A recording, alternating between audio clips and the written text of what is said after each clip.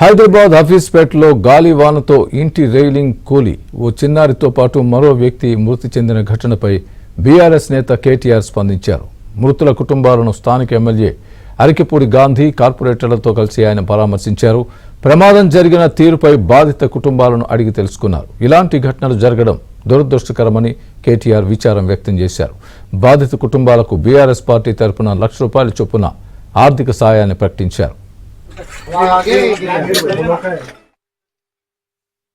ఆ గాలి దుమారం వల్ల ఒక దగ్గర పైన ఉన్న పారాపెట్ వాల్ ఏదైతే పైన కట్టిన కాంపౌండ్ వాల్ ఉందో అది విరిగి పడిపోవడం, ఇక్కడేమో పైనుంచి వచ్చి రాళ్ళు వారు పడుకున్న ఇంట్లో వచ్చి డైరెక్ట్ గా పడడం, పడుకున్న బాబు మీద పడడం వల్ల ఇద్దరు కూడా మరణించడం జరిగింది. ఆ రెండు కుటుంబాలను కూడా గౌరవ ఎమ్మెల్యే శేర్లింగంపల్లి గాంధీ గారు, నేను, అదేవిధంగా మా గౌరవ కార్పొరేటర్లు నాగేందర్ యాదవ్ గారు, శ్రీకాంత్ గారు, ఇంకా ఇతరులందరం కూడా కలిసి పరామర్శించడం జరిగింది.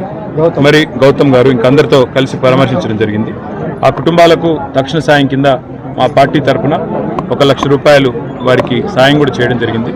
రాష్ట్ర ప్రభుత్వాన్ని మేము చేసే డిమాండ్ ఏమంటే, మీరు ముఖ్యంగా వర్షాకాలం ప్రారంభం కాకముందే ఇలాంటి సంఘటనలు ఏవైతే జరుగుతూ ఉన్నాయో, నిన్న ఒక్క రోజు దాదాపు రాష్ట్ర వ్యాప్తంగా 14 మంది మరణించారు.